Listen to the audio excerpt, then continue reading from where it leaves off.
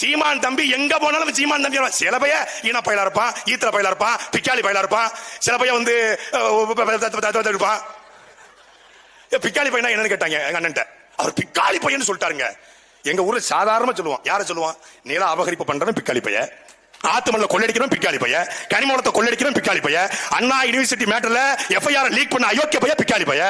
தமிழ்நாட்டுல நான் ஆட்சிக்கு வந்தா பாலாறு தேனாடு ஓடும், நாங்க ஆட்சிக்கு வந்தா நீட் தேர்வு ரகசியம் எங்க கிட்ட இருக்கு, நீட் தேர்வு நீக்கிறேன்னு சொல்லிட்டு இப்ப மத்திய அரசு கிட்ட தான் நீட் தேர்வை நீக்கக்கூடிய அதிகாரம் இருக்குன்னு சொல்ற செயலுக்கு பெயரு பிக்காளித்தனம். சொல்றவன் பிக்காளி பைய. கச்சத்தீவை தூக்கி கொடுக்கும்போது கம்பக்கூட்ட கையை வச்சு படுத்துக்கிட்டு கச்சத்தீவை மீட்போம், கச்சத்தீவை மீட்போம், கச்சத்தீவை மீட்க பாடுபடுவோம், கச்சத்தீவை மீட்க முயற்சி செய்வோம், கச்சத்தீவை வில் ட்ரை அப்படி சொல்ற அந்த செயலுக்கு பேரு பிக்காளித்தனம். செஞ்சவன் பிக்காளி பைய. முல்லை பெரியாறு பிரச்சனை இல்ல, காவிரி ஆற்று பிரச்சனை இல்ல, வைகை ஆற்று பிரச்சனை இல்ல, அமைதியா இருந்து துரோகம் செய்த செயலுக்கு பேரு பிக்காளித்தனம். செஞ்சவன் பிக்காளி பைய. தெரியாம மீத்தனுக்கு கையெழுத்து போட்டு கொடுத்து இந்த பக்கம் காசை வாங்கிட்டு ஹைட்ரோ கார்பனியம் கையெழுத்து போட்டு கொடுத்துட்டு கூடங்குளம் அணுகுல ஸ்டெர்லைட் ஆலை எண்ணூர் தொழிற்சாலை என்று நாசக்கார திட்டங்களுக்கு கையெழுத்து போட்ட செயலுக்கு பெயரு பிக்காளித்தனம். செஞ்சவன் பிக்காளி பைய.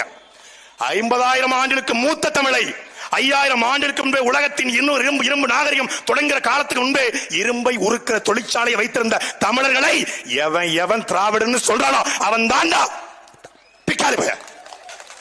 தாத்தான்னு சொன்னங்க, தாத்தா பிக்காளி பையன். இந்த பிக்காளி பையனா திராவிடன் அர்த்தம். சத்தியமா பிக்காளி பையன் என்றால் திராவிடன் அர்த்தம். நான் சொல்லலங்க.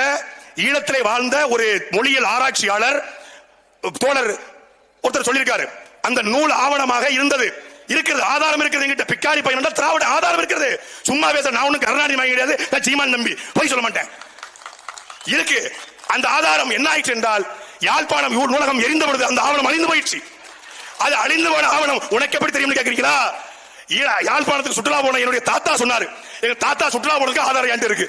கப்பல்ல போனாரு, போன ஆண்டு 1922 போனது உண்மை. ஏன்னா எங்க ஆட்சியை கேளு, எங்க ஆட்சி செத்து போச்சு, தாத்தா செத்து போச்சு.